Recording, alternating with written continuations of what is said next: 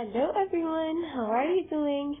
So, in today's science class, we are still talking about how does sound travel, but today we are going to talk more about how to protect our ears from loud sounds. Now, you know that sounds can be blocked and they can be harmful to our ears. If they were super loud, they can be harmful to our ears. So, loud sounds can damage the ear. Okay, what can we do to protect that or to keep ourselves away from hurting and damaging our ears? Now, some people wear headphones to protect their ears from loud sounds. Can you see? Here in the picture, I have a boy wearing headphones.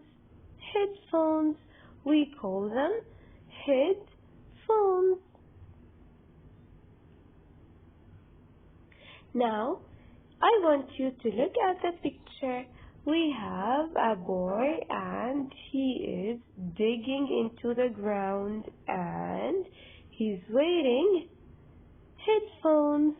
Can you circle the headphones for me?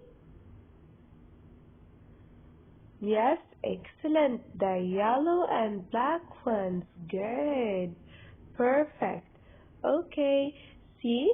So it's very important for us to wear headphones if we are